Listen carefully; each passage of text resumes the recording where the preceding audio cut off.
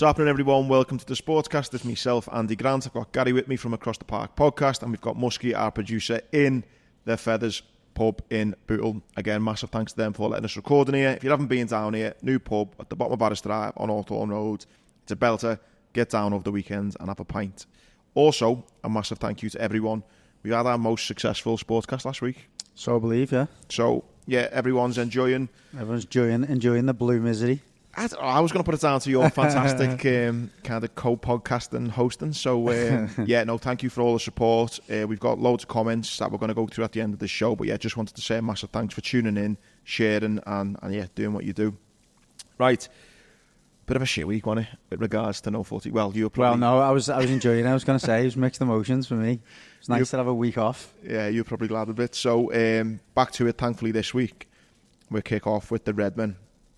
So, Forest at the weekend, I'm going. I'm actually taking my little girl, which I can't wait. Sorry, should we just address Twit and Swat first? Yeah, that's probably a good show, actually. Everyone's thinking, why have these got the same hoodie on? It's a belter hoodie, but it's class rig, I went for breakfast with Paul yesterday, and I actually wore this yesterday as well, so my scruff. And he said to me, kind of, lad, that's nice.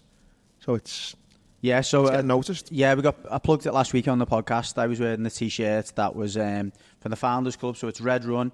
Most Scousers will know the brand as being traditionally a female brand, but they brought out some men's stuff and it's class. The Founders Club, again, a lot of the money goes towards men's mental health. The T-shirts in particular, I think all of the money goes towards men's mental health. But these are the hoodies, which, as you say, are decent. And thanks to Red Run for sorting us out. Yeah, and it's pissing down today and it's kept me warm on the school run. So, yeah, it was they're lovely. It's good gear. And Muskie, they said if you come on the camera a bit more, they'll give you one. Nah, I'm all right. So banging straight into the footy. So Liverpool this weekend playing Forest. I'm taking Alba, which I'm looking forward to. Their first game under Arne Slot. And yeah, I mean, you speak to any Red, you listen to any podcast this week going into the game, I'd be surprised if anyone is worried. I hope that doesn't end up an egg on my face, but going into this game, I hate a 3 o'clock kickoff, to be honest. I do hate a 3 o'clock kickoff, can't stand them. Although that's the kind of what you'd expect a Saturday 3 o'clock. Better than half 12, though. Oh, better than half 12. Oh my God, you just can't win, can you? All he's doing is moaning about the half 12s last season, and now I hate 3 o'clock. No, that's just I love a 3 o'clock kickoff. That's just my personal thing. Why? What's the reason? I just prefer a 5:30 on a Saturday or a 4 on a Sunday. They're my ideal ones. Why? What's the reason? Well, I love a Sunday pint, so 4:30 is just perfect. Spoken like a true man that doesn't have work on a Monday. I was going to say, yeah, I hate Sundays for that reason. Like you have a pint. Oh, this is great. And you think, oh no, you're already dreading the I suppose, 5:30's then my second, and then I suppose third is 3 o'clock, so it's my third best time. 3 o'clock's my favourite, without doubt. I hate the Saturday morning ones because you or the half 12 ones because you don't have enough time to do anything before the match. No. And if you go for a drink after the match, you look at your watch. You look at your watch and you're like, I've had about 8 pints and it's only 4 o'clock. Yeah. No, I don't think there's a fella in the UK that likes an half 12 kickoff. Or are these sometimes 12 as well? No, half 12. Unless there's people who are on shifts and that works for them. But anyway, going in there, full confidence. I just can't see anything other than a victory for the Reds. I said at the start of the season, my picks, I don't fancy Forest to do well this season, potentially go down. It's just, I think it should just be straightforward, really. I'd love to oppose you, but I said at the start of the season as well in the preview, I've never been having Nuno Espirito Santo since maybe that one season where he had the back three and he'd done alright with Conor Cozy in the middle of them and Willy Bolly and all that, and he just had a decent system, and he had the two Portuguese in the middle, but since then he's struggled, and I think for some reason he's got another decent job there, but I'm not having them at all. I think the recruitment's just been so scatty as well, hasn't it? That's what I was going to pick up on. I think, remember that season he had a couple of years ago where he just bought about 100 players? Start of last season, that wasn't it? Was it? Start of last season, yeah. And I think you can sometimes get away with it because you can't just bring in loads of players and some of them will have a world and get you through a game, but then after a while I think it becomes a little bit like Chelsea where there's just too many players and then there's people moaning and grumbling's going on and you don't really know, there's too many players to pick from, there's too many variables that you can play, and I think it just becomes a little bit messy, I think, and I think that's the type of season they're going to have for us. I actually think they made they have got some decent players in there as well, but as you say, I think they've got too many others that just it almost overcomplicates the system and the style of play as well. But if they just stuck to the principle of Morgan Gibbs-White behind that Awoniyi or whatever is the big forward, and then just packed the defence and got the ball wide I thought these are all right, but I think they've just the recruitments and the recruitment of the coaches. Is Origi still there for them? Yeah, I think so. Is he? Be interesting. He signed him on a couple of year deal, I think. I think he's still in the squad. From a Liverpool's perspective, I think what will be interesting is seeing how Arne Slot picks his team. So he's picked the same. I think I'm right in saying the first 11 has been the same for the first 3 games. He's had an international break, which players have been all over the world. He's got Champions League on Tuesday.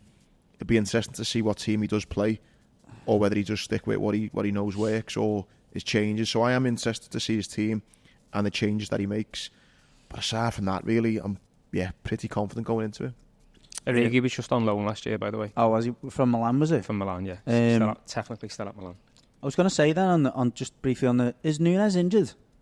Didn't play for Uruguay, did he? So I weren't sure if it was a precaution. The same reason he's not playing for Slot, because he's shite. No, I just think he wasn't in the squad at all, and that is unusual. He's the main man for them, isn't he? Or he has been. Just dead quick sidestep onto Uruguay. Suarez retiring, eh? Yes, the game before last. Emotional that for him. What a player as well. Forget about Liverpool, but what a player in general. Yeah. Just I want to come on to him in a bit, 'cause I've got a little thing about him, but one thing that was a bit frustrating. I know a lot of clubs have had injuries this week, but Elliott actually got injured in training for Liverpool. Fractured his foot, 6 weeks out. Gutted for him, really gutted for him. I know he kind of splits opinion with Liverpool fans, but I really like him. I really, really like him. I just think he's got the potential to be a really, really good player. Like, really good, but whether it's injuries or obviously Salah's kind of playing in his position maybe, and maybe he can look a little bit lightweight at times, but I think any time he's had the chance to come in and show, I think 90% of the time he has.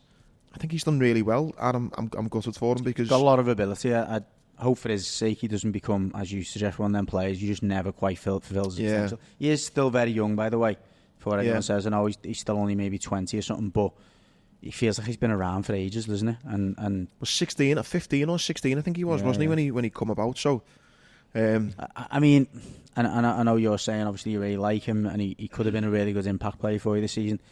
I feel like he's almost not fit into either bracket. I think when you're a young player, obviously he went on loan a couple of times, but it always felt like you were desperate to get him back. It's like he's in the middle. He's not quite good enough to break into that team and be a regular, but he's a little bit too good to go out on loan, and it's 100%. for him. The 2 points on that, I think it's really difficult. If you're a young player at Liverpool, like for example, you look at Kelleher. He come out this week and said that he wants to get away from Liverpool because he wants to play. He wants to be number one somewhere.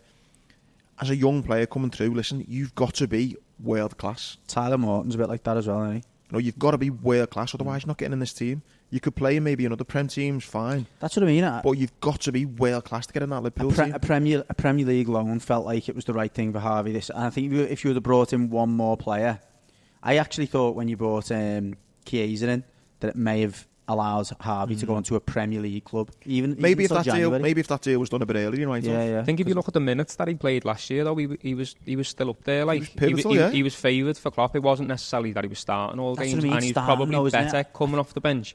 I think Saturday's game probably would have been a game where he's more likely to play, because it's a lot like lower down. That's why it feels even harsher with the Champions League. I guess it would have given more minutes. Yeah, it feels even harsher at the time of the injury. The other thing I'll say on that is these young players, they've got to be world class to get in. You look at the position, he's kind of Mo Salah, if you like, where you think he's coming in off the right onto his left foot. You think of Salah, how old he was until he became like unbelievable. What was he, like 25, 26? When he was at Liverpool and he started kicking off. When he was at Chelsea, that was around the same age as what. Exactly. So I think these players, and he was deemed as a massive flop. He was younger. He was a bit older, I think, Salah then. You're right. 'Cause he went to Roma, didn't he? So, I think he was about 22 at Chelsea. If you think you're kind of judging Harvey Elliott now, saying he's not quite there, but you look at Salah at his age, what Salah was doing. Salah wasn't doing what Elliott's doing. De Bruyne. De Bruyne probably didn't even start to produce consistently until the back end of Wolfsburg. 23, 24. Even 25 maybe, was it? Maybe. Yeah.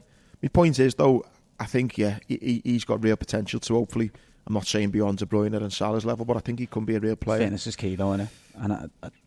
And I think a few people label that with him. What is he carrying? I don't know. Is he because he's small? He looks a bit chubby or something. I don't know. No, I don't think that. I think it's almost a bit of his playing style. He likes a lot of touches on the ball, doesn't he? I think with that, you tend to get kicked a bit more, and I don't know if he's a bit lightweight. Yeah, maybe. Two other players which played really well in the international break was Gravenberch and Trent, which actually brings me back to someone on YouTube put a mad comment I thought was absolutely crazy. I mean, his name is Playboy Carlos. Hello to you. He said, I'd sell Gravenberch. He's not in the stature of any of the three listed, and he's not really shown any massive signs of being a world-class player. He needs game time elsewhere. I thought that was a mad shout. I don't think it's a mad shout if you discard these first 5 games, and I'm obviously going to pick us up on this because I have done in the WhatsApp already. So I don't think he's. I think given the current context, it might seem like a mad shout, but I don't think it would have been if he'd have said that in pre-season. I don't think as many people would have argued with him. Okay, why I would have argued with him is number one, when Klopp's brought him in, he's obviously seen something there. He's seen a player there, right? Again, he's only young, 21, 22. Got him on the cheap as well, though. He was playing for, what was it, Bayern Munich? So obviously, he wasn't playing at some ragtag club. Yeah, but Bayern Munich aren't signing him from wherever, or he's not coming through the ranks. Bayern Munich signed Eric Dyer. My point is, he's at a big European club. Yeah. They've snapped him up. He's a young player. Klopp's obviously wants to get him in. Klopp was renowned for having players sitting on the bench for 6 months. Look at Andy Robertson, look at a few of them. Yeah. So there was always the potential he was going to play this season anyway under Klopp. Add to the fact Arne Slot's come in. Again, Dutch might know him a little bit more, blah, blah, blah.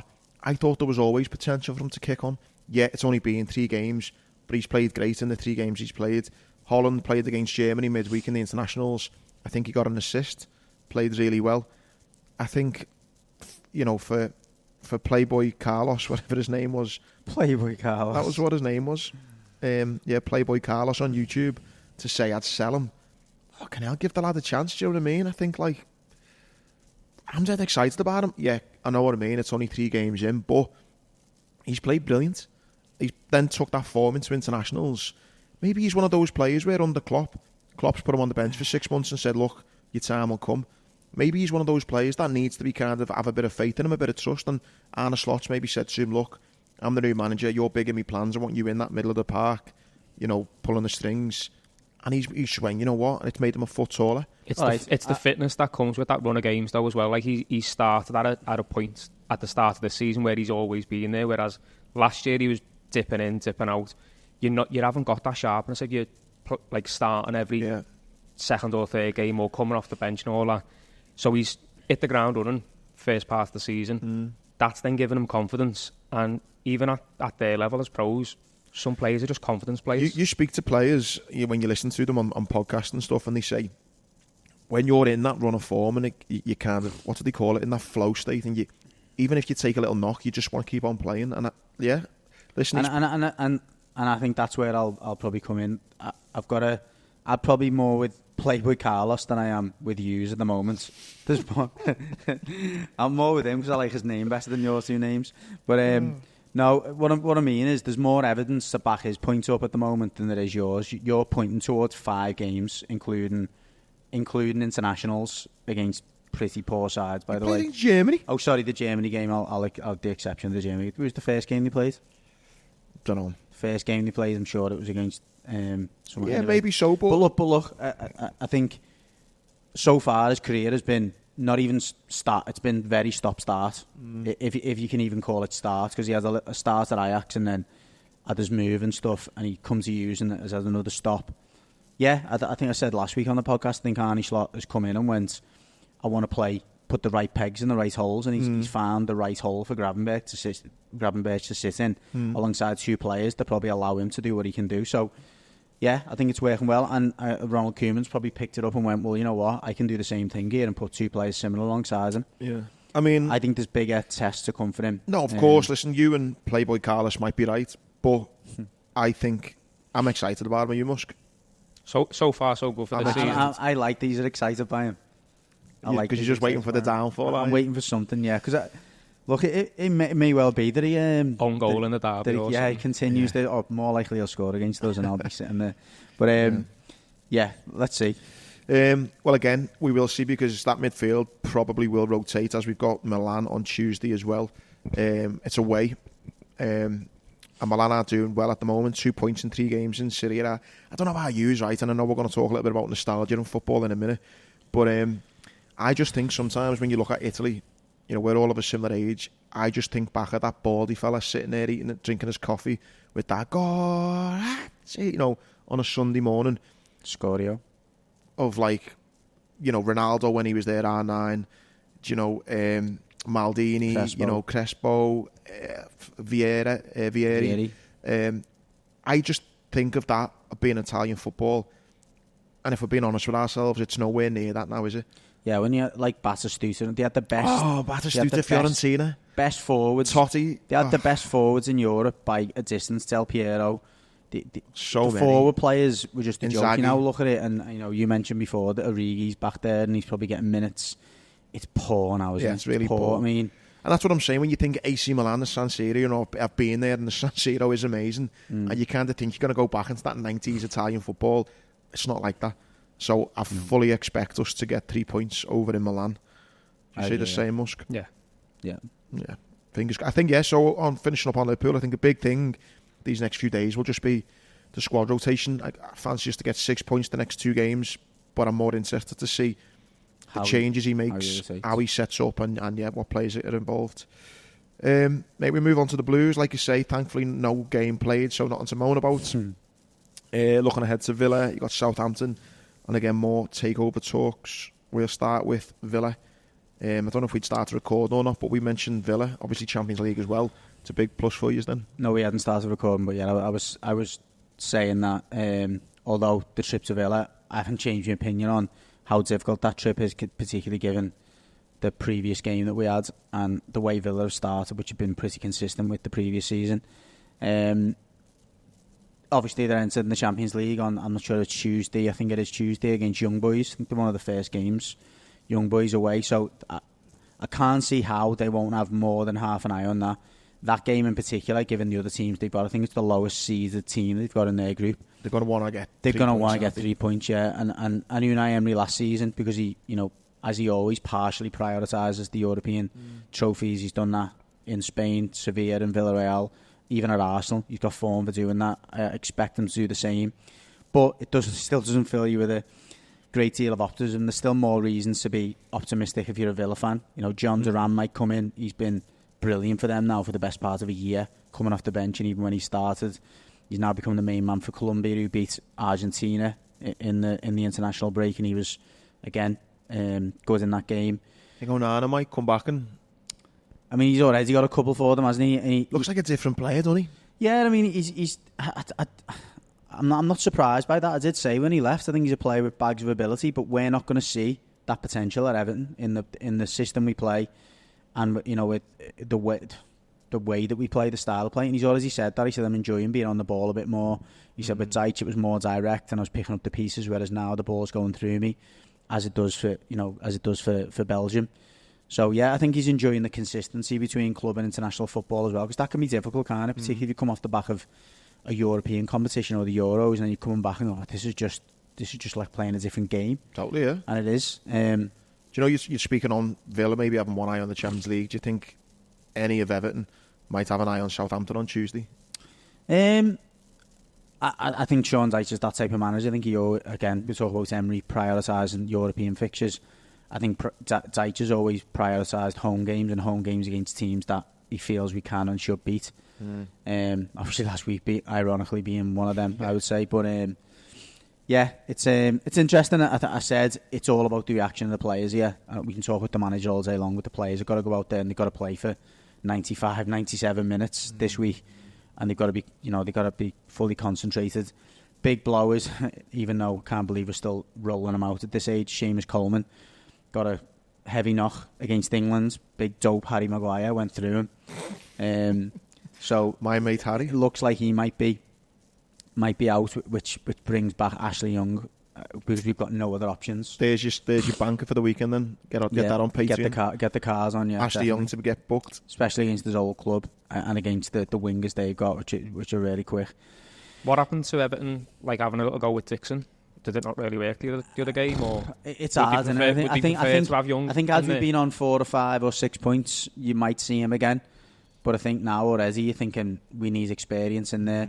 Dixon's done all right at Tottenham, and I think he's done all right in all the minutes he's played so far. And I would love personally to see him out there, because again, like I've said in previous weeks and at the start of the season, if you get beat but you're bred in young players, the manager, the players get a bit more grace. I think you roll out the likes of Ashley Young and Michael Keane, and you get beat, you've got nowhere to hide. So as much as I'd love to see that, I don't think it's Sean Dyche's style to roll him out of Villa away. But we'll see. It would be good to see that, but I expect Ashley Young to play, which... We mentioned before on the timings, like the R5. Do you think that plays into anything, you know? I always do think there is a bit more of a tasty atmosphere at R5, and the people have been on the air a little bit longer and stuff, and, you know, it's getting a bit darker as well. Yeah, you know. Yeah, maybe. I think it works in the home teams. Yeah, same. Favour, though. That away end's always bouncing, whether it's 12, 3 o'clock, 5 o'clock, but...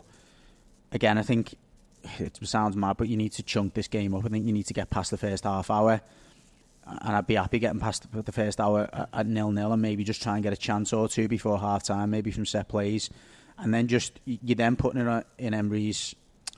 You're putting the ball in Emery's court to go. You're going to make changes now. You've got that game in the Champions League. The players definitely have half an eye on it. Some of them players have not played in the Champions League before, so they'll be massively looking forward to it. So some of their players will be thinking, shit, I don't want to get injured in this game. Yeah, without doubt. So it definitely, there's some interesting variables in there for us, but for Everton, regardless of what Villa do, we've just got to be solid, got to be determined, got to be dogged. We are going to concede chances against them. Watkins might be injured though. I had him in my fantasy. He's only got a 75% chance. Well, if he's got a 75% chance of playing, it's 100% he's not playing, because they'll want him to be potentially available on Tuesday. I think you wouldn't want to risk him on a Saturday if you can't play him on the Tuesday. I think they've got a more than able deputy in there, and big one for us. And I haven't seen or heard the manager's press conference yet. I think it's today, probably Friday. Is whether Jared Brandtwaite is available. That'd be huge for us. And if he's not, I would like to see how Jake O'Brien gets some minutes over Michael Keane.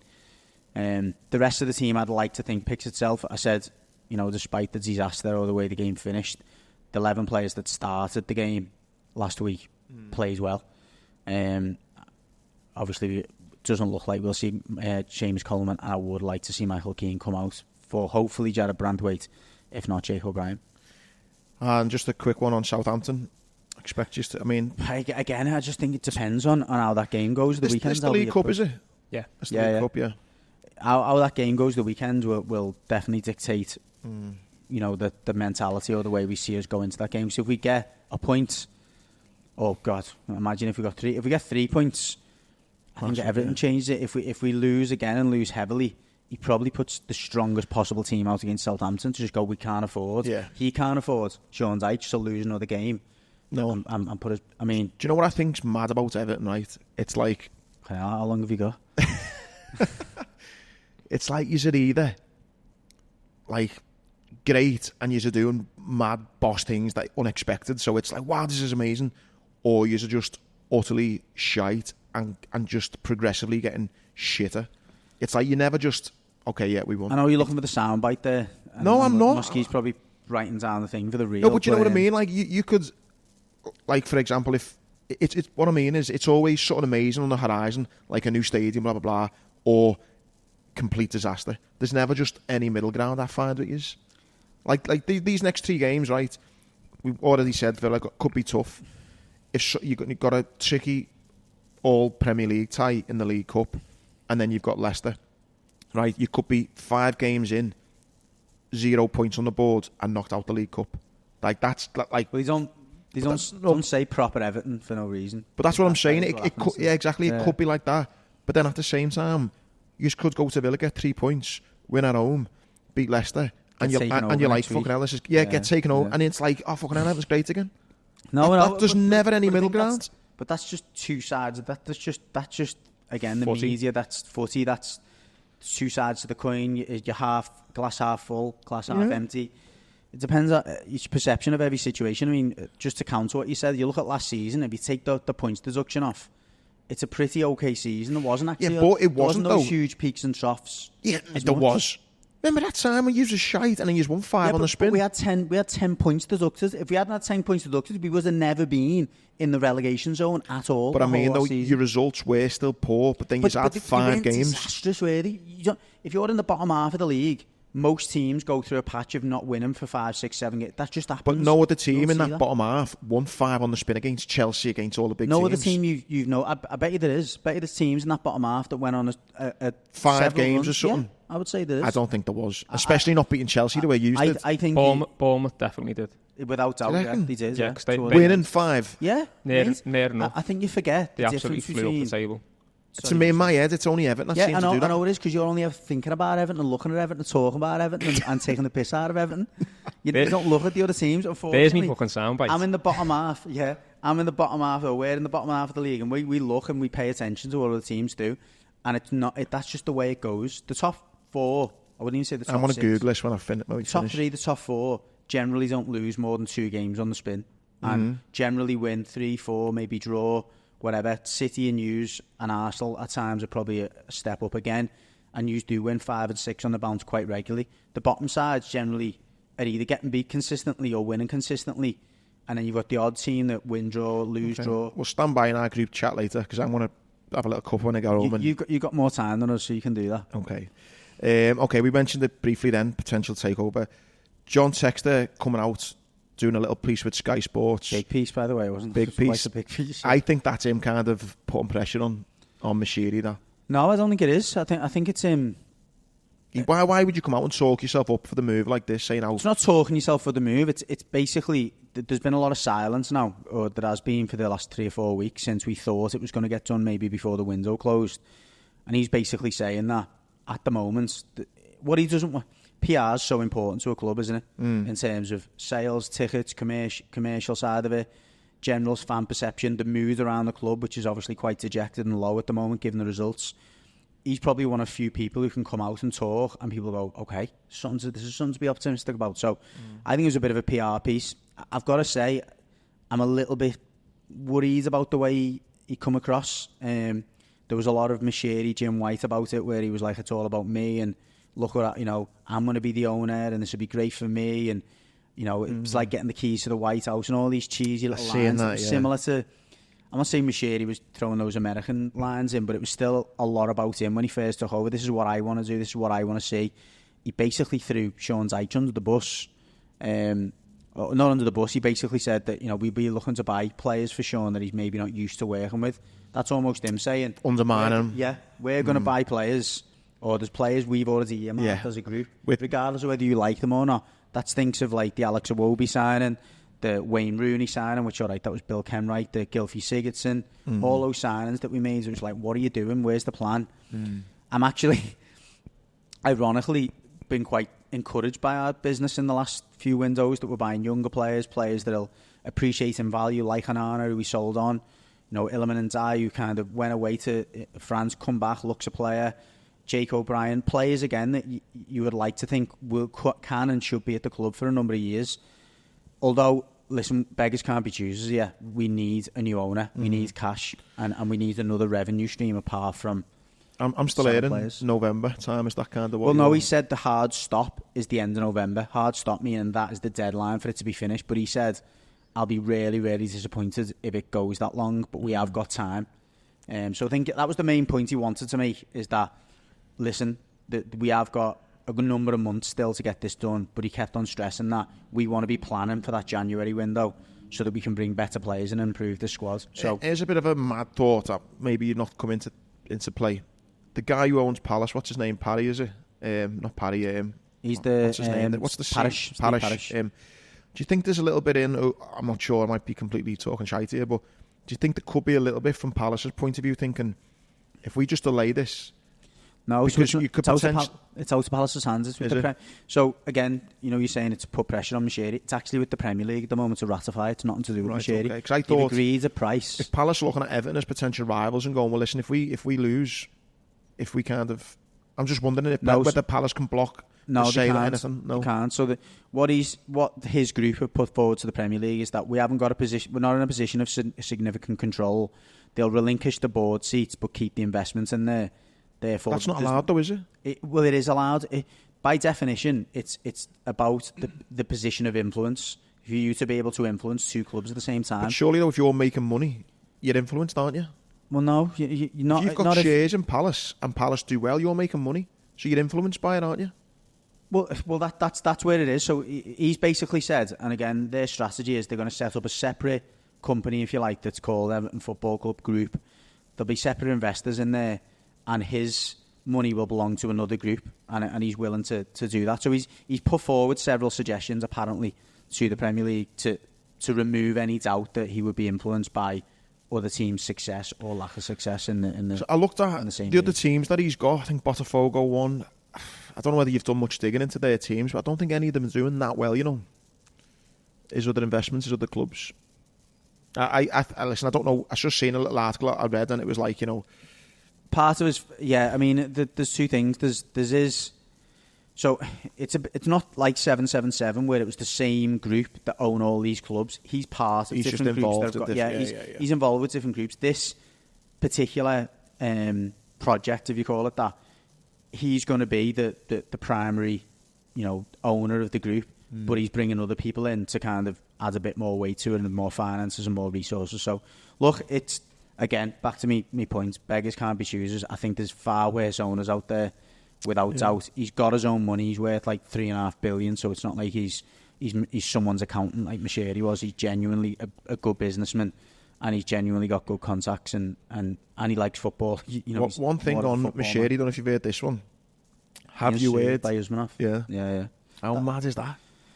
It's not mad, is it? He was managing Usmanov's money, and he's lost Usmanov's money, so I'm not surprised he's getting sued. Mashiri, I'll be surprised. Again, I'm not going to say. I don't want to say this. I'll be surprised. I wouldn't be surprised in a few years' time to see Mashiri's name in the obituary somewhere, because he just seems like he's meddled with the wrong people. What, the Scousers or the Russians? Well, either. I don't know who I'd be more afraid of, to be honest. Well, he can't go to Goodison. The Brick or the. Well, he can't go to Goodison, the Brick, or he can't go back to Russia, can he? So he seems like he's pissed a lot of people off. Yeah. But anyway, that's Everton. Again, proper Everton. In other football, it's a bit mad this. I only seen this when you just put it in the chat this morning. United have made £113.2 million loss. That's $370 million over the last 5 years. But the club has claimed add-back allowances. What the fuck is that? I know. The allowance is $105 million. And they're $113 million in the last 12 months, but as you said, they're $370 million over the last 5 years. The add-back clause is the most fucking ridiculous loophole you could ever allow. It's things around like assets and what you class as assets and the length of contracts and, again, asset transfers and selling stuff like Chelsea have done. It's fraud, basically. Do you know what I mean? If you define it that way, they're exploiting a loophole, which is the biggest loophole. Everton are so stupid that they couldn't have anything that they could class as add-backs, and our add-backs actually got knocked back by them in some instances. Wow. So it's accountancy, it's clever accountancy. Yeah. And obviously, the bigger you are, the better your accountants are, the better your lawyers are, and this is another example of that. We Everton fans and a lot of Everton groups refer to this as the cartel. The top four basically being so powerful that, you know, the Premier League, they're bigger than the Premier League. Nearly every one of the top 4 to 6 clubs are bigger than the Premier League. Have got more muscle, more resources, and more resources. Do you know we're going to talk a little bit about the Barclaysmen and a bit of nostalgia? Do you know what it seems now? Like back in the era, what we're going to talk about, it was like quality players, things that happened on the pitch. Today's football seems about you need to have quality signings in the boardroom. Yeah. Do you know what I mean? You need to have the best lawyers, you need to have the best accountants, you need to have the best fixers of like loopholes. Just spent so long talking about an owner, like about 20 minutes talking about our potential owner and what he may or may not be doing. That's what I mean. We're not talking about Wildies or someone who can name an owner from like the 90s or early 2000s football. More than like 3 or 4 football owners I can think of, like. Chairman, like Peter Ridsdale at Leeds, and like the Blackburn fellow who first brought who kind of Blackburn. Frankies. No, the fellow who's actually from Blackburn, who's the owner. Yeah. Well, see, I can't even think of his name though. I know, but again, it wasn't about them, was it? No, it was about him. Because it was like everyone was made up. Sad, isn't it? It's sad because you'd normally, if podcasts were about 20 years ago, we'd be talking about Yeboah off the crossbar, or do you know what I mean? Or someone dribbling people past, or celebrations and stuff. And Ken Bates, chairman, you know what I mean? You can remember some chairman, and it was the personalities, and actually it ends up being for the wrong reason. Like Peter Ridsdale ends up being basically messing it all up at Leeds. Ken Bates was a bit of a mad character as well, but it's just a different... Yeah, it was never about, like say, Man City's 115 charges dominating the back pages. Everton's new owner, Liverpool's owners taking in a breakaway league. It was never about that years ago, was it? So, yeah, maybe clubs just need to start signing better people in the back room. Right, we mentioned it then, the Barclaysmen.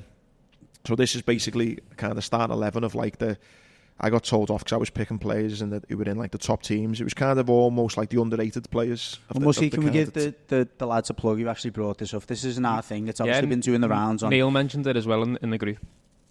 Who was it? No, it was Neil who put it in first. Was it? No. What I'm saying is, there's someone on the lads Twitter, who brought it up first. Again, if you haven't come across it, you probably have. If you're not like me and Andy and you're on X a bit more than we are, there was a podcast out there that there we go. That's it. That one there. The blue one. The blue one. Yeah, the Cultures Pod. Cultures Podcast. So again, Cultures Podcast, I think it is. So they basically introduced this notion of legends of the Barclays. So it was the era when 2001 to 2016, and the idea was Barclaysmen are players who define that era. We're not talking about the best players per se, but those who left a mark on the Premier League and more potentially fan culture. Less players like this due to staff football, less risk, more structure. Oh, you're sorry, right? Yeah. So players who, you just remember from back when you were kind of watching it between 2001 and 16, and people have been coming up a bit of a starting 11, if you like, of those players. I think the one that you mentioned a few. I'm going to go through my team, and you're going to kind of piggyback, agree, disagree, add some others in there. There's a bit of like a debate before we started with Andy going, well, what about these players? And he was mentioning players from Liverpool, maybe players from Chelsea or whatever, but not necessarily players who are known or in the Premier League Hall of Fame, but players who are like, well, he was bossing. So I think there's probably a few you can throw in there. I mean, one, I've just literally, when I thought of Chelsea, and I thought of like players who wouldn't be considered a legend, but he was a little bit of like Frank Leboeuf, do you know what I mean? Yeah. Now he's outside of this category, it's fair to say, because most of the players who I'm going to talk about are like classed as outside of the top six. So we'll start with goalies, and he come up actually, I think, in quite a few of the polls. And he come up because of his appearance and just the fact it was the maddest thing you'd ever seen, a goalie in tracky bottoms. It was Gabor Kiraly at Palace.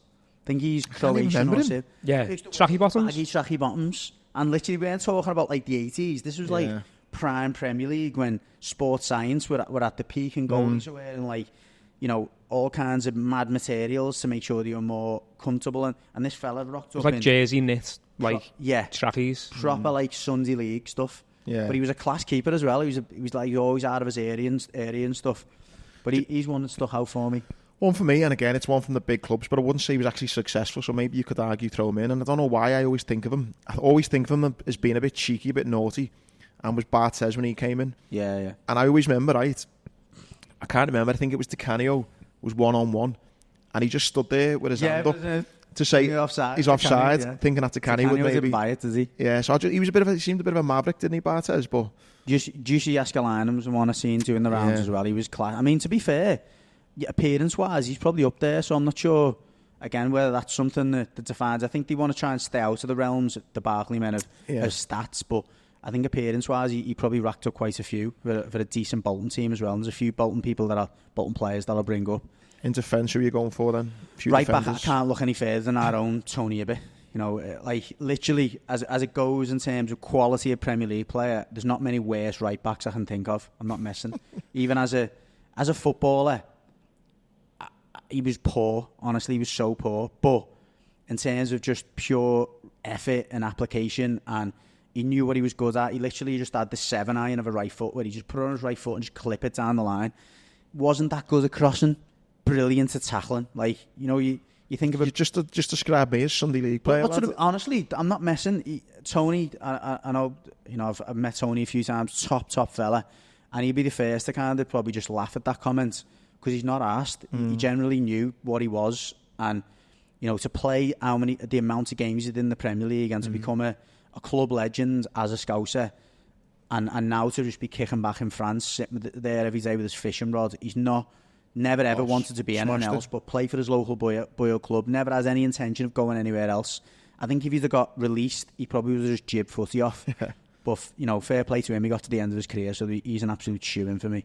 It shows as well the difference between what a right-back was then and what a right-back is now. He would struggle massively. Yeah. Neville himself has said that, though, hasn't he? He's like, the way that the systems are now, I probably wouldn't get into most teams now at right-back. That's exactly it, yeah. But he was perfect for us.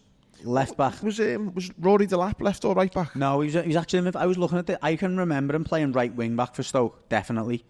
Because I would have put him... He would have been in there, wouldn't he? Yeah, but when I was looking at it, most people would consider him as a midfielder, and I think most people were putting him in that bracket. Left back for me, and he wasn't mentioned in as many polls, and I had a little bit of a back and forth at Muskie over this, because he did, by definition, start his career at Leeds at the end of the 90s, but he was definitely there till 2004, and I know Leeds' Champions League run was at the start of the 2000s, so I'm putting in Ian Hart. Wow. I love the song, Ian Hart. Like when Leeds used to sing it, because he was scoring free kicks left, right and centre. I was going to say, he scored a pair against United. I actually met him, you know, at the Tyson Fury fight in Wembley. Spent like the day afternoon with him. Lovely fella. And it was his birthday the other day, so I texted him. But I realised it was on Twitter, and he put up his goal against United. And then I went on a bit of an Ian Hart rabbit hole, looking at all his free kicks. He scored some free kicks in. Some absolute whales. He had a wand of a left foot. And I think, I mean, I'm not discarding Leighton Baines for me goes down as top 5, one of the top 5 best left backs in the Premier League for me, because I think there's Ashley Cole in there. I'm struggling apart from Ashley Cole and maybe Andy Robertson in terms of being head and shoulders better than him. But for me, Ian Hart wasn't a great defender. He was a bit more of like a left wing back. But his free kicks, that's get him in his free kicks. Should get him in there. Yeah, I actually would have gone with Baines myself. I think Baines is too good. I think that's a little bit of a disservice to Leighton Baines for me. I think he wouldn't be Premier League Hall of Fame, don't get me wrong, but honestly, if he didn't grow up in the era of Ashley Cole, he'd have played 50, 60, 70 games for England. As long as they were all home games.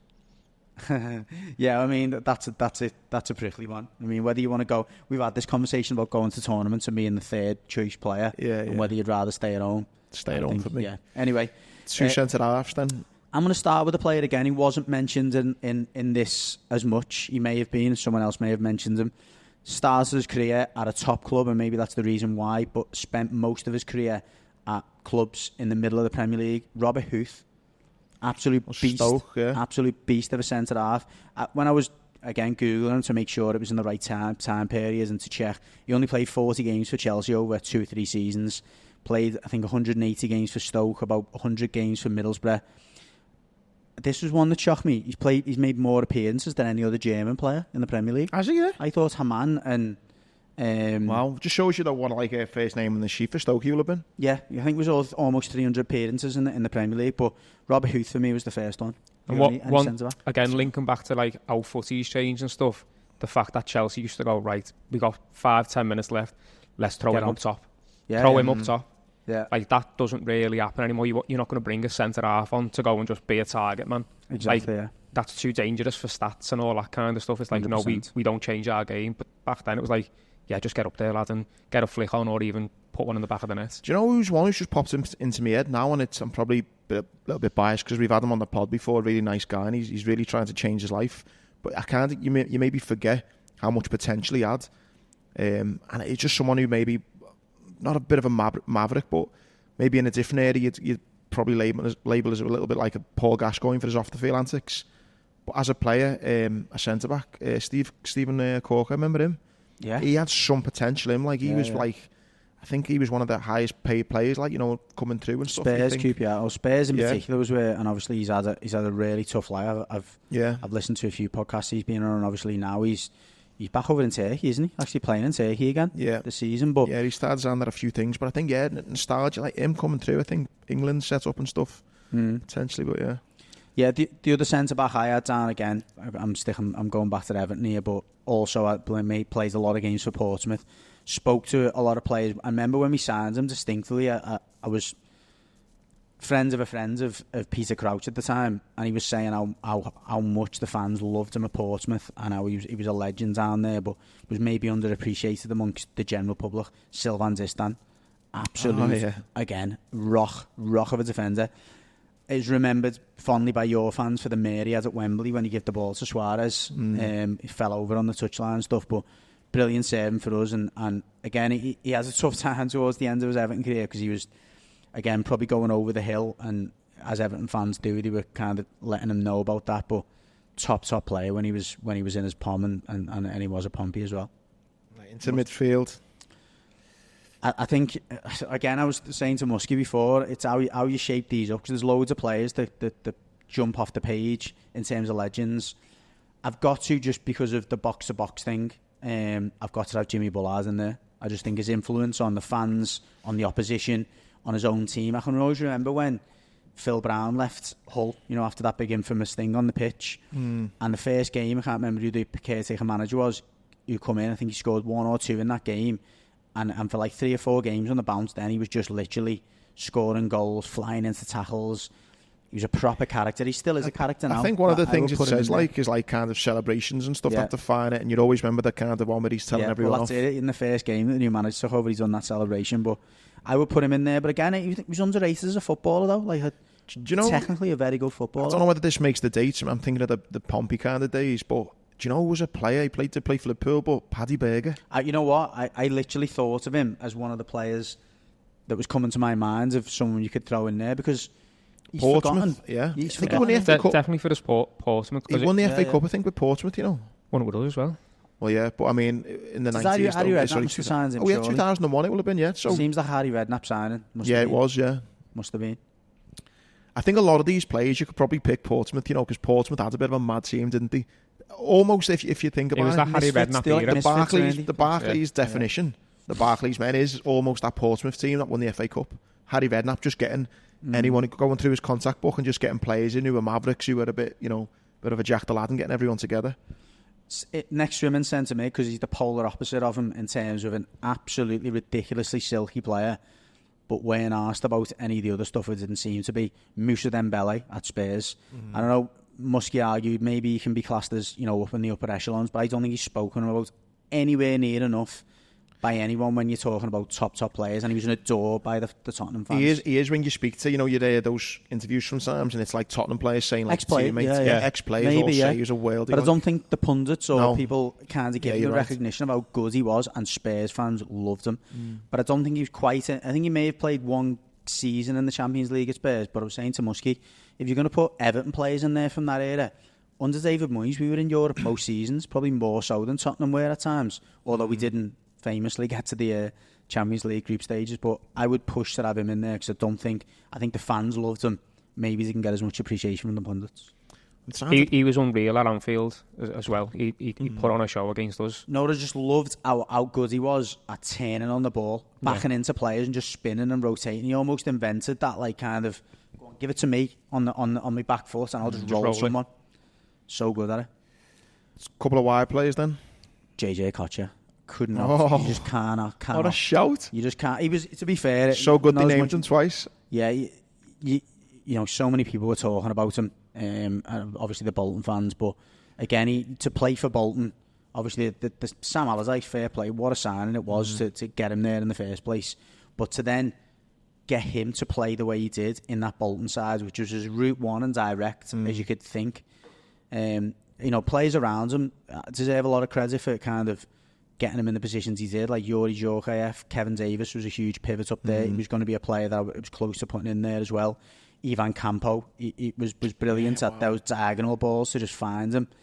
So that's a great shot. But who is the player that's similar to that? I'm thinking of the podcast I've seen on the club. Who was it? It's one of those. It might have been Portsmouth, and the manager said, "Look, if anyone gives the ball to Tarat, is it? Azal Tarat. He was a bit of a maverick. Yeah. And everyone again who played, whoever the manager was at the time, said to him, you're not allowed to dribble in your own half. Once you get into their half, do what you want." And then he said, but he kept on coming into his own half and giving the ball away. So the manager, whoever it was, said to all his players, if anyone passes it to him in his own half, you're getting fined. I think it was Harry Redknapp. It was Neil Warnock. That was Neil Warnock, yeah. I thought he was going to be my manager if you could pick a manager, by the way. I would have gone with Redknapp. Were you going to go with Redknapp? Yeah, I would have went Redknapp, actually. I just think, again, he was in Europe quite a bit, weren't he? And I think Redknapp does get a lot of credit. I think Warnock, the teams he had to pick up and the players he worked with and stuff. But yeah, Redknapp I couldn't argue with as well. Again, I think you get to this area of the pitch now and you pick one wide player. You'd need to try and pick another wide player, really. But I'm struggling. Go for 3 strikers if you want. Well, you could. I mean, for the last 3 names that I wanted to get into this team, one of them hasn't been mentioned much. 2 of them have. I could not look past Tim Cahill. Imagine Tim Cahill and Jimmy Bullard in the same midfield, and how much of a horrible nuisance they. I always think if you look at like your opposition fans, what they think, and for me, I hated Cahill. Like when I think of Everton beating Liverpool, Cahill was always had something to do with it. Yeah, I loved him for that reason. He was an absolute menace, and his celebration was boss as well. To be fair, the corner flag, punching the corner flag, I quite like that. And he was one of them players as well. Obviously, he came from Millwall, but he is Australian, and he just within a season he just felt like a scouser. He was always out in the community, always doing stuff. The whole boxing thing was because he used to do some training with Bellew, and you know he was just he just embraced the city. And as you say, he knew how to kind of get under the skin of the opposition, despite the fact that we weren't great at times. Going slightly back a step, I could take Cahill out of that and put Stephen Pienaar in on the other side to complement JJ Okocha, and you could go with 4-4-2, but I'll leave him out of there. My 2 forwards, and I'm going to go with 2 because we've got 2 left. Mark Viduka, absolutely incredible, number 9. I don't know if he was good in, wasn't he? Remember he scored 4 against Liverpool? Yeah, and that's 4-4 game at Ellen Road. That was one of the best games I've ever seen. 4-3, wasn't it? I think 4-3, sorry, they beat you 4-3, yeah. It was one of the best games I've ever seen, that, I think. That was an early kick-off, I think, on Sky. That was the game Gerard Houllier went sick, wasn't it? I don't know. Sure it was. Heart attack. Yeah. Mark Viduka, I don't think he needs anyone in that era won't need any introduction to Mark Viduka. It was a shame in the end. I think he had a lot of like lower back injuries, but you look at him, he was a big lad, wasn't he? Very big, but his balance was unbelievable. I mean, that game in particular, if you're a younger listener or viewer and haven't seen it, Leeds 4, Liverpool 3, would have been around 2002, I imagine. It was, yeah. Watch that game and just watch the balance, the footwork, despite the fact he must have been 6'3" and a unit. Alongside him, and again, because I think you'd want a bit of pace up there, and another player who I think was a menace for you, even though he didn't play enough games for us, Andy Johnson. He's not the one. I just think of Cahill and Johnson together, yeah. Yeah, he like I say rat in the nicest possible way, where you just couldn't like shake him off. And again, brilliant balance. Another player who suffered from injuries, was brilliant at Palace. Went to Fulham actually and done well at Fulham, scored goals for Fulham, but a player I think who's just so hard for the opposition to deal with, and again probably gets forgotten about. But I imagine if you had Viduka in his palm alongside Andy Johnson as a big man, little man combination, I don't think you could do much better in that era. My 2 strikers arguably broke the rules a little bit because they did play for massive clubs, well, one really big. First one though, were Robbie Keane. Tottenham weren't that great, were they? But I just loved his celebration. That role where he stands up and he just liked it. Machine gun thing. I thought he was a great player, and I probably never won enough for the kind of player he was. Another player who did win a lot, but he also played for the likes of Portsmouth as well, is Canu. Canu, yeah. What a player he was. Have you ever known a man that big with such delicate feet? You know what I mean? So he was brilliant. I've told you this before. I've spent a lot of time with Canu. I used to do coaching over in Nigeria for his foundation. What a random shout that is. But the reason he's a dead quiet fella, dead unassuming. But I remember the first time I went over there, which was probably only a year after he'd retired. I'm not joking. He could barely walk. I reckon, and again, there's always the rumours around, but I reckon he's about a good 8 years older than. Oh, really? Yeah. I mean, unless he was just absolutely riddled with really bad injuries, he was literally just about. Well, it makes him even better. It does. Yeah, he's a boss fella though, and again, I was going over there doing work for this Heart Foundation. He's got pumps a lot of money back into his own. That's probably why he's probably got a dodgy ticket. He's that old. He's trying to put money in. Well, on that note, looking back to our other players, a few stats that I saw this week was. So basically, just how in the last 20 years, how things have changed. There's basically not as many shots coming from far away. I think shots from, it was over 20 yards, I think it was, has gone down from like 22% to like 12%. There are something like 200 more passes on average per game. You could argue that's Guardiola's fault, the kind of ticky-tacky thing. But the point is, football has changed. We mentioned it then. Gary Neville said he might not even get into a team now, playing the right back the way he used to play it. I think it's just changed. So we're talking more about owners than we are actually players, I think. You probably don't realise because it happens slowly over time, but maybe I'm being a little bit nostalgic now, but there seem to be a lot more screamers. Do you not think? It's up to stats and analysis. There's no two ways about it. Like the whole XG thing and the chances of scoring from a certain position. This going back, when are we now? 2024. I done my UEFA A licence in 2015-16, and around that time it was littered. The whole course was littered with, positions of optimal. I don't know what they call it, positions of optimal chance or whatever. Yeah. And it was all about getting the ball into this position in the area and how many touches was the right amount of touches in this area, and the chances of scoring from outside the area versus inside the area, the chance of scoring between the 6-yard box and the penalty spot versus the edge of the area. All that type of stuff then influences training ground routines, practices, strategy, formation, instructions, and more than anything else, the mindset of the player. But do you know what else it does?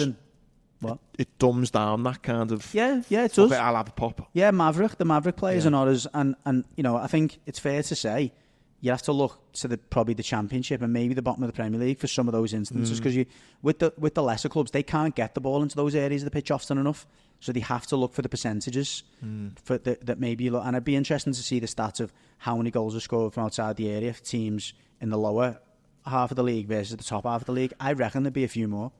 Yeah, on the basis, They have to just throw caution. And I think the perfect example and a perfect player and a perfect time to back up this argument is Ronaldinho's first ever game for Barcelona.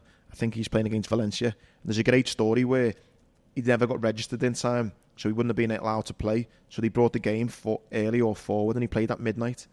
It's a mad story about it. Go and Google it. There's a bit of a YouTube clip on it. Anyway, he makes his debut for Barcelona, and he dribbles 2 or 3 players right in the middle of the pitch, and he bangs a 35-yarder, comes in off the crossbar. That type of player, Ronaldinho, doing the step overs and then firing one in from 35 yards. I doubt you'll see anyone in the Prem do that again. I'm not saying he's the same type of player, but how often now do we talk about why can't Grealish be like he was with Villa? Just about to say. Yeah. Grealish is a perfect example of what the top coaches or the top analysts or the top clubs do to players. Just dumbing them down in my eyes. Yeah, but maybe dumbing them down or just making them more efficient. Yeah. And some would argue prolonging the career, because you just keep being that dribbling, getting kicked all over the pitch. How long are you going to be able to last? But equally, I don't think there's any argument to say that the higher you go up, the more you're expected to be a team player. Yeah. I mean, look at Mbappe at Madrid. There's only so long he's going to keep getting away with just shooting on sight. And eventually, either the players, the manager, whatever, will start to go, look, it's just like, if you want to win trophies, you can't keep playing like that. Another one that not maybe had the best career, but remember him, is David Bent, was it? Bentley. Bentley. He scored some worldies in. Another player again. He just lost the love of footy, didn't he? Yeah, but he probably lost the love of footy, because when you start playing for England or you start going to the top clubs, Tottenham, for example, he went to Tottenham and flopped because he was playing with other players. You could do what he could do, but didn't feel the need to do it. So it was like, what are you doing, David? Just pass the ball. We can actually score inside the area. We don't need you to shoot from... And you can imagine that's been like, well, if I can't do this, I'm points boring this. As I'm thinking back now over players in the 90s, like we did. A great shot, by the way. I can remember more, or maybe just because of this is the mindset I'm in for a minute, but I can remember Liverpool scoring more long-range efforts 10 years ago than I can under Klopp. Do you know what I mean? I can Suarez, Torres and all that just seemed to shoot from everywhere. Everywhere. Gerrard, do you know what I mean? Yeah. Alonso. Daniel Agger. Scored a couple. Agger scored some. You'd never see Van Dijk doing that now, would you? You'd never. He did actually, the first couple of games. Yeah, I remember him having a few shots quite early on. He seems used to shoot quite a bit. Scored a few from outside the box for Celtic and Southampton. Yeah, he did, yeah. Hasn't but I mean, you wouldn't expect him to see Saturday, would you? Doesn't try it much now, does he? Company did it for them to win the league. That was just like... That was the need to win the fucking league. Yeah. Right, well... They're very much the exception rather than the rule, aren't they? Yeah. We'll fly over. You've just mentioned them then. So Mbappe, just a quick one on him. He is... he feels like he's owed 55 million quid in unpaid wages from PSG. I always feel like that, to be honest. Yeah. So basically they're going into this dispute, and the owners have then turned around and or they've been told to go into a mediation process and basically sorted amongst themselves, as Mbappe thought that the league would say, you've got to pay him. And the league have turned around and said, well, actually, we don't think they do. Try and sort it between yourselves. If they can't do that, it'll end up in the courts and blah, blah, blah. But PSG reckon they've got enough important witnesses have stated that. Mbappe have said that I won't take the wages if I can go on a free. Whereas Mbappe's saying, no, I said I want the wages. I think he's been a bit of a greedy bastard. He is, yeah, without doubt. It sums him up to a T, really, doesn't it? Yeah. I mean, the saying, you want to have your cake and eat it, is just perfect for that, isn't it? Absolute mad. I mean, the money that he's been on from a young kid to now get his move to Madrid, he's on however much, and he's now still saying, yeah, but I still want that 55 million. Madness. Absolute madness. Right, off footy then. Just quick ones on tennis. Obviously, the US Open finished last week. Jack Draper was unlucky in the semis. I was unlucky. Did you watch it? It was horrible to watch. My God. He was sick, wasn't he? They both were, but he was like really badly sick, yeah. And he was talking a lot, which I thought was interesting, about just getting used to the nerves and the anxiety of those big tournaments. Like you say, he's now broken into the top 20, so he's a young lad. It's all brand new for him. And it was actually refreshing to hear him talk about like almost coping mechanisms to deal with on the big stages. That was one of his first, I think it was his first actually, semi-final. It was, yeah. It was. Yeah, good to watch. Good to for him that he got beat. But then Sinner obviously went on and won in straight sets. And he won 6-4, 6-4, 7-5, I think it was. So I agree with the point you're making there about saying it's difficult to enjoy it, but there's open allegations. That's what he come out and said. He said that. I thought he said that was your point then. Oh yeah, fair enough. Because I think what he's saying is that it was dragging on so long. It was absolutely horrendous. That, by the way, we talk a lot about it's open and obviously the negative connotations it's having on various sports, and I've said before, and you've agreed that I think when it comes to certain games, certain sports, it's more prominent than others and it's more important than others. I'm not saying that doping should be allowed in tennis, far from it, but when you've got such a minute sample, it's clearly something that's an irregularity, do you know what I mean, and something that doesn't seem right. It can't be dealt with the way that's been dealt with. It's horrendous. And I mean, we were saying, or you were saying the other week, like, are these players that are in the top at the moment the same level of consistency as the previous generation? Who knows whether Sinner would have won the last 2 or 3 Grand Slams if he didn't have that hanging over him? It's horrible, that. He's thinking he could have been facing like a 12, 24-month ban, getting titles stripped from him. I think over a physio. Do you know actually what it was? I do agree with you in a sense. I think the only thing that caused a little bit of doubt is he got nicked twice. Yeah, but it was the same. He was getting treatments for the same thing from the same physio. This physio was using a certain product that had, and it was like residue on his hands, and that then absorbed it. I don't know why these things can't get sorted quicker. Well, they have to investigate where could it possibly come from, and in the end, they've obviously pinned it down to this. These things, I don't know why they have to take that long, though. I know what you mean. You have to investigate it, but surely like a couple of months at best. Come on, get it done. It's resource again, though, isn't it? Like, it's a shame for him that he's been, because, and the one thing I just want to touch on off that is like, you hope to God for him that he doesn't get kind of, this kind of badge of, oh, he's a cheat. Because it's so interesting. I know we just don't talk too much about footy again, but it's so interesting how certain players can do certain things, but they'll only be remembered for this, or they do this, but they'll only be remembered for that. I seen a thing on Suarez the other day, and it's like, if you look at his kind of misdemeanors, he racially abused someone, he bit 3 different players, he handled the ball and basically knocked Africa out the World Cup. He's done so many naughty things, if you like. And yet, he's a top he's player. Just one of the greatest ever. He's got the most assists for Messi. Yeah, do you know what I mean? You look at Cantona, absolutely kung fu kicked someone in the crowd, Maradona. But he's known as like one of the best players. Maradona, but he's known. Whereas you get other players, George Best, another one. But you get other players though who maybe were really decent, but done a bad thing wrong, and that's it now. They're forever banished. Yeah, and it's just so interesting. Gaz is probably in between, isn't he? Yeah, but in between, isn't he? Yeah. Yeah, that's a really interesting one. Yeah, he is probably in between. You look at like Lance Armstrong. He's known as he's just Rooney's shunned had completely. A few bits Rooney, outside of the game, hasn't he? That a few think. Bits. I wasn't saying that. I wasn't saying that, but you know what I mean. Rio Ferdinand, I think's lucky to kind of still be in the media and still be doing how he does, considering he got a drugs ban for 9 months. You forget about that. John Terry's a mad one. Yeah. He's so it's I just think it's off, I guess you're saying like the off the field antics and stuff like that. That that could and do at times. But then if end up being the legacy of if those players are at the top of the game, then it's like, don't worry about it. It's the media though, isn't it? It's the media, like public perception as well, I guess. So hopefully, Sinner can put that behind him and he doesn't get labelled with that anymore. Just to finish off then on the golf, John Rahm's uncertain over the Ryder Cup future. So it's basically you've got to play a certain amount of games to then be eligible for it. And he's coming out saying that he's playing too many already and stuff like that. There's too many events, but he obviously wants to, but blah, blah, blah. Again, I think he's a fucking moaning bastard. The money all he ever does is moan. It's almost as if like there needs to be something to moan about each week in golf. I think. I think it's one of those sports, and I'm not going to maintain to know loads about it. It's an upper class sport, isn't it? But there's always and you know what? Maybe that's what it is. Yeah. They're all used to just getting their own way, just picking at things to moan about. Yeah. One of the things he's moaning about is that he's due to pay some fines for playing in a live tournament instead of one of the tour tournaments, and he's saying, "Well, I'm not paying it." But then they're saying, well, you might get banned from the tournaments that you need to then qualify your eligibility for the Ryder Cup. He makes a choice, though, and he knows the rules. He makes a choice knowing that there's going to be a consequence to that choice. Yeah. It's no way that the fines are even touching 5% of his earnings. So the consequences are you might not be able to play that. The other consequence is you've got a shit ton of money in the bank. So exactly, should deal with it. And a quick one on the F1, Adrian Newey, I think that's how you say his name. He went from Red Bull to Aston Martin. He is basically just a designer. Yeah. And he's obviously a really good designer because, according to reports, he's earning 30 million quid a year.